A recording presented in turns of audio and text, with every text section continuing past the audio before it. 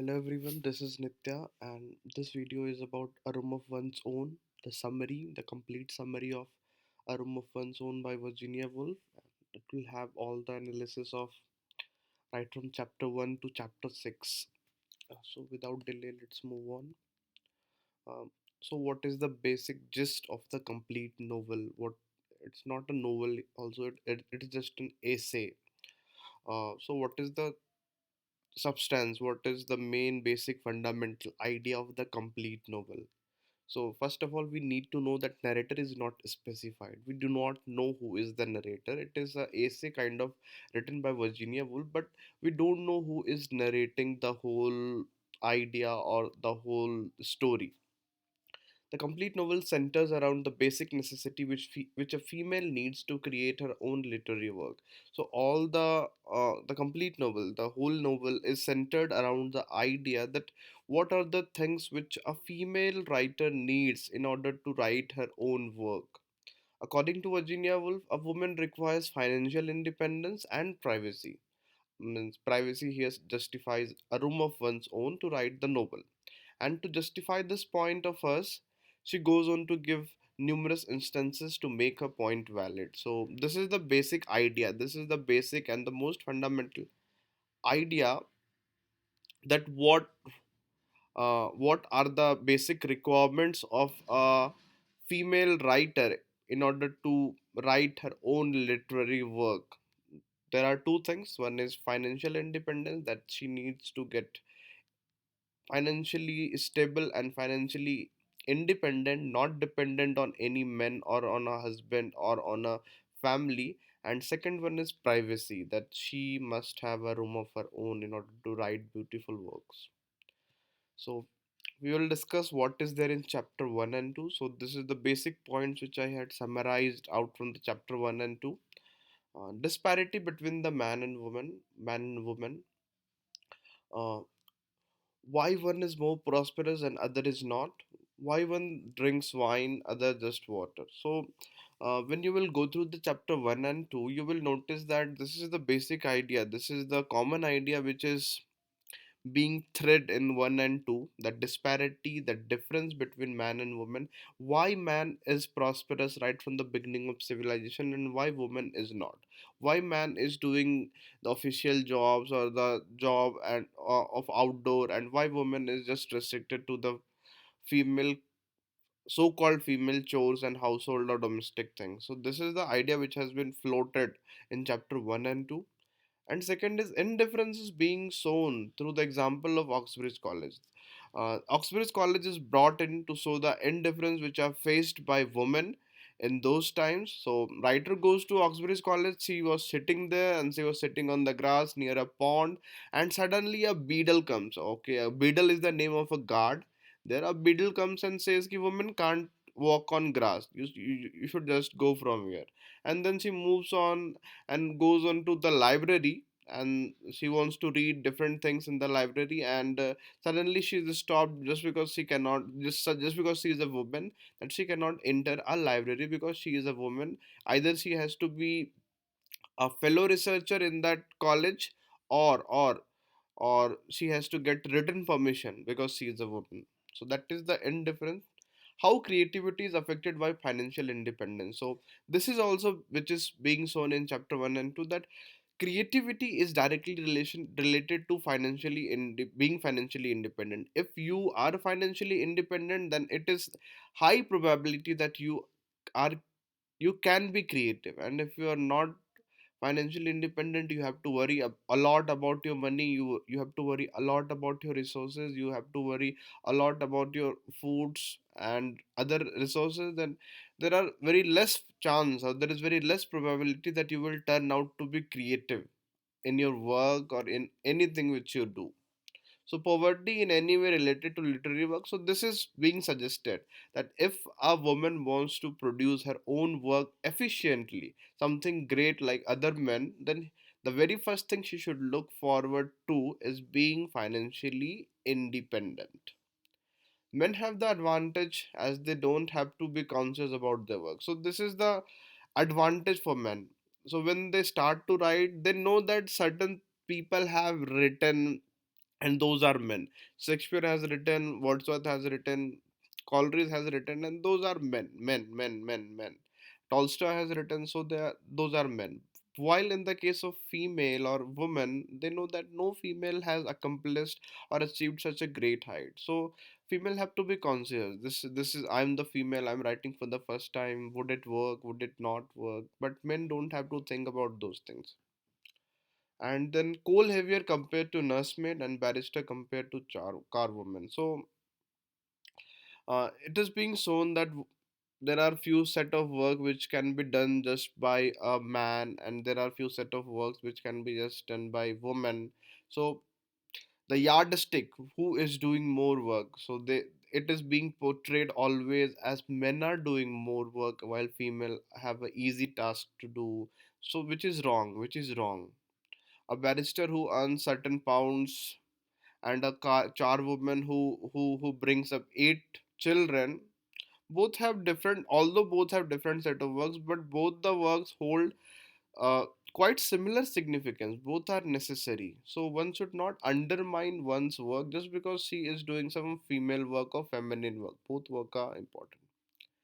Chapter 1 and 2 continues the comparison between that coal heavier and nursemaid and the barrister and carwoman.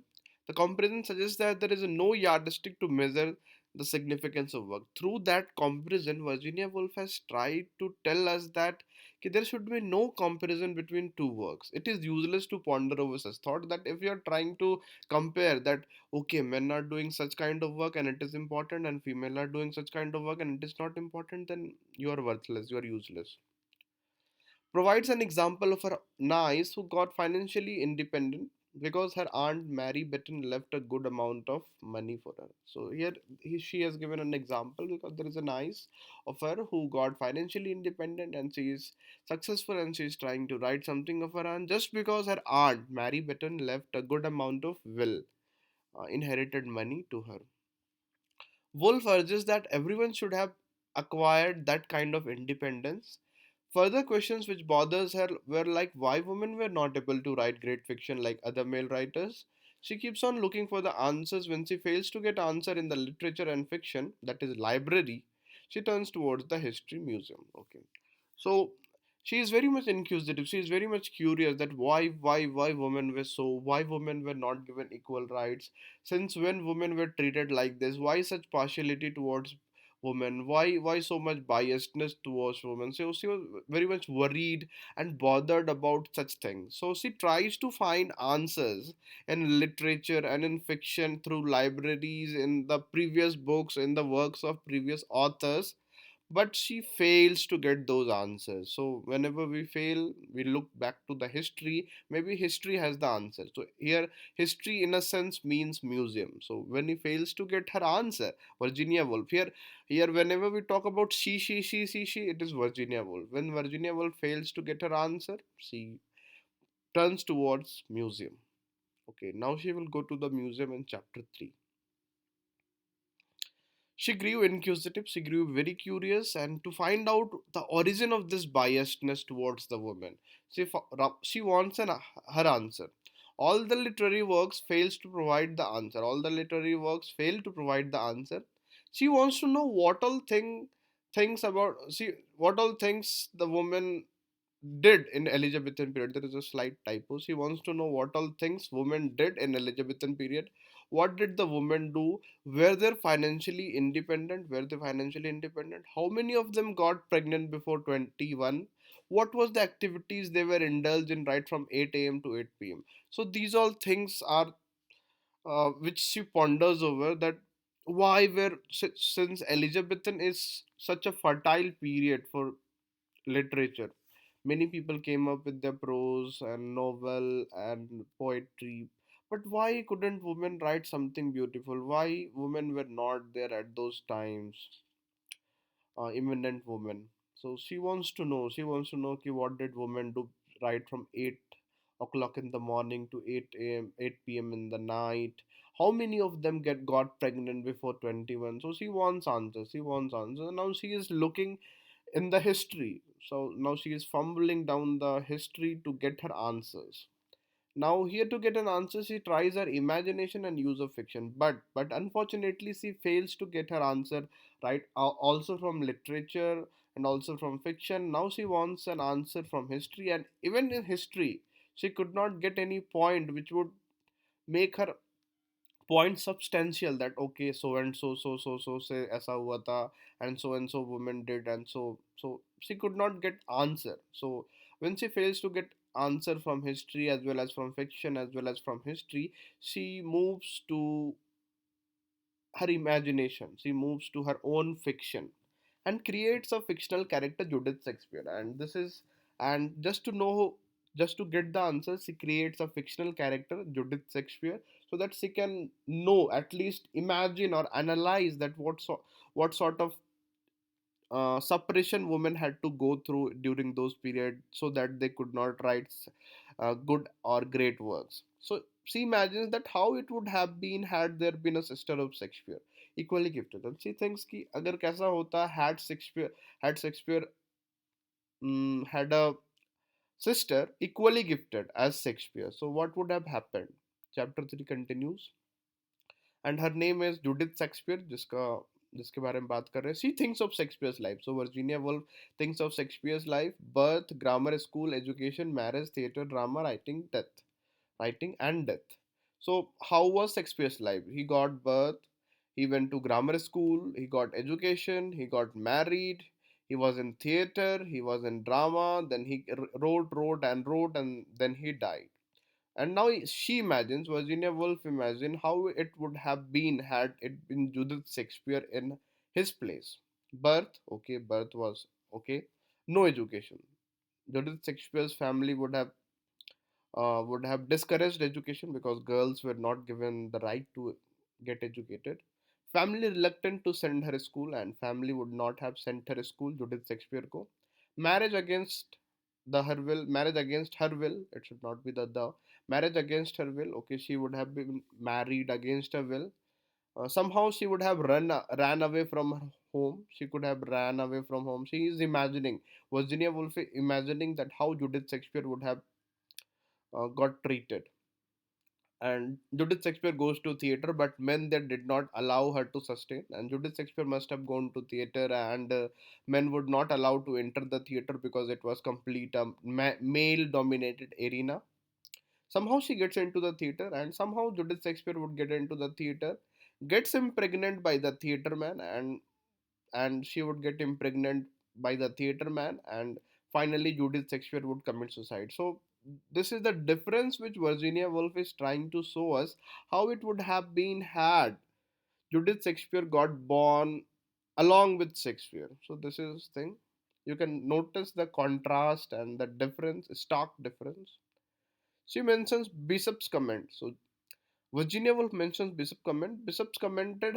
Bishop was a critic. He commented that no woman writer can match up to the genius of Shakespeare.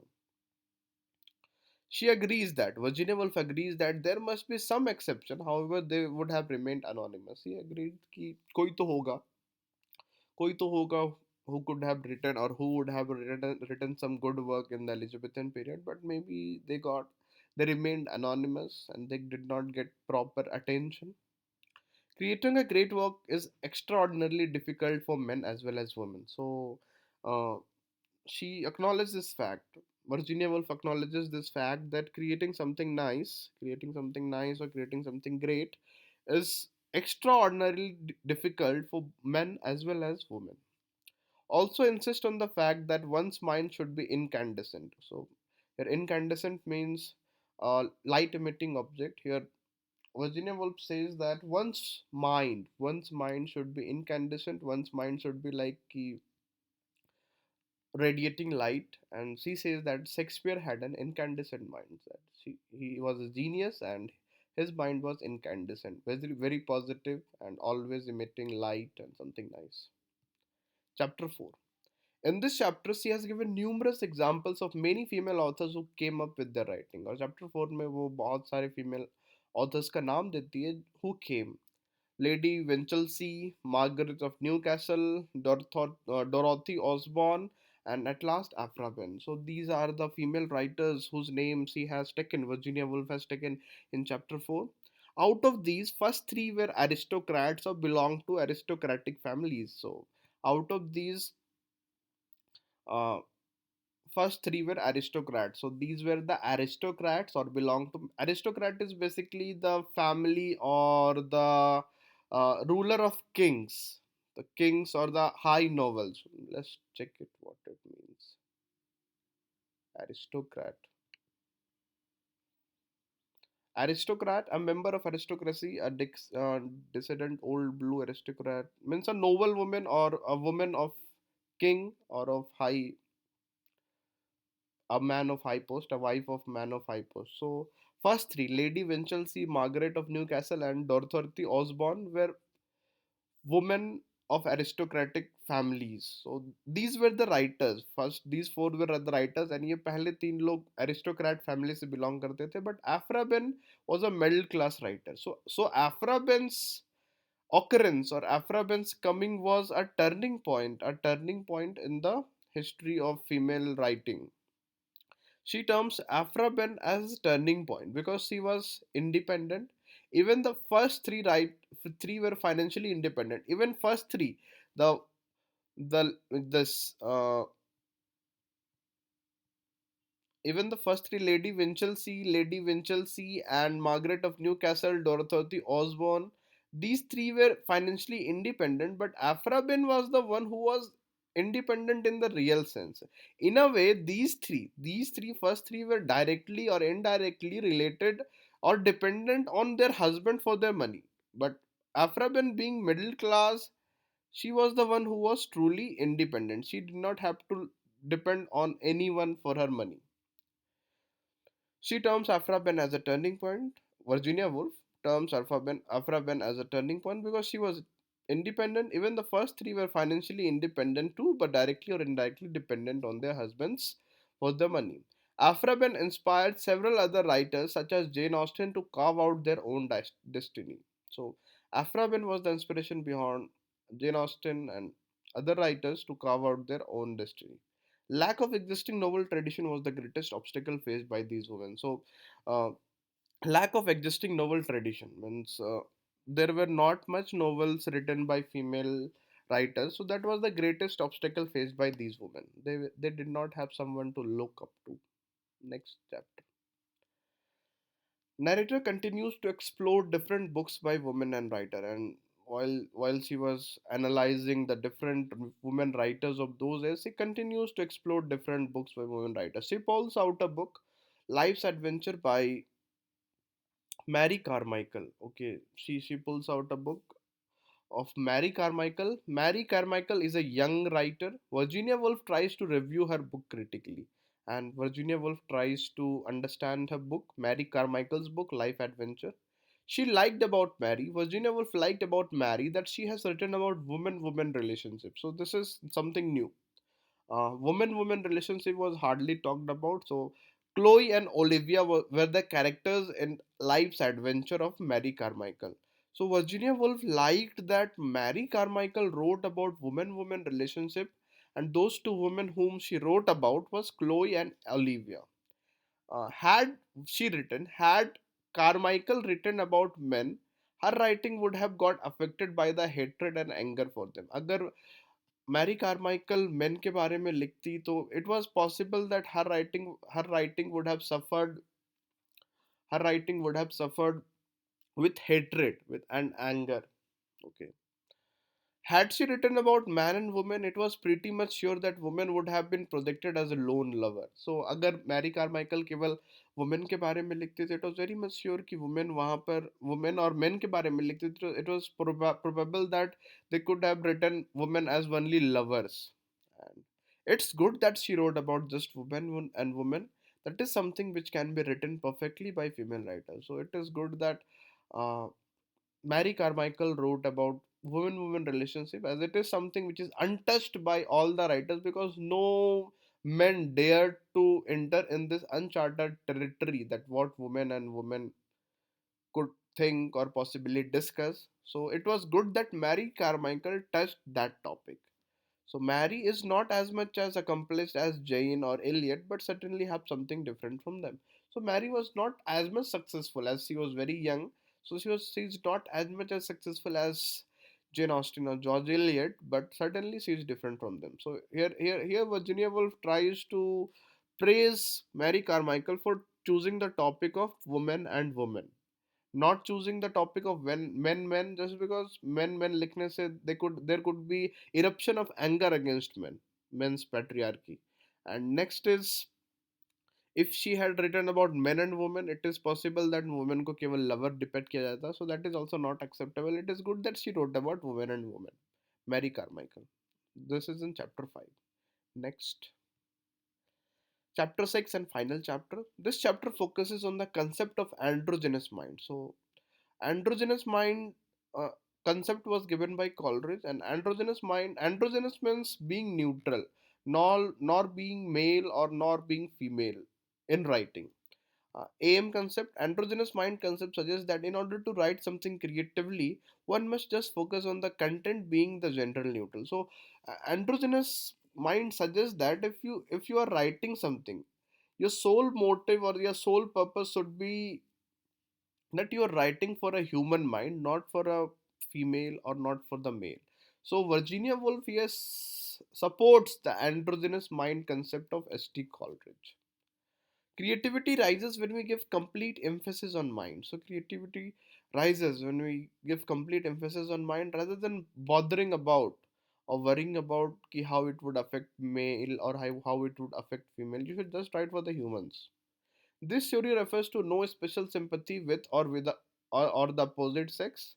She clarifies, but with the nature of the mind's very working, such a mind she imagines would be naturally creative, incandescent, and undivided like Shakespeare. So, a person should write just for the humans, not for the male, not for the female. So, that's how your work become incandescent, creative, and undivided. So, that is, so such a mind she imagines would be, so a mind which supports androgynous mind is naturally creative, incandescent, and undivided like of Shakespeare. So you should support androgynous mind. And androgynous mind concept is nothing but working or writing something, having the concept as you're writing for a human mind, not for male, not for male female specifically. So she has ended this quote or this novel by saying, with this quote, intellectual freedom depends upon material things. That intellectual freedom is directly related to how much money or how much resources you have. Poetry depends upon intellectual freedom, and poetry is dependent on intellectual freedom. Intellectual freedom is dependent on material, and poetry is dependent on intellectual freedom. And women have always been poor, not for 200 years merely, but from the beginning of time. And we know that women were not given financial charge because she was not earning. So women have always been poor, and not for 100, 200 years, but from the time of beginning. Women then have not had a dog's chance of writing poetry. So that is the reason that women were not able to write good things or good poetry. That is why I have laid so much stress on money and room of one's own. That is why Virginia Woolf had laid so much of stress on women and room of one's own. So that was it. Hope it is clear. Thank you.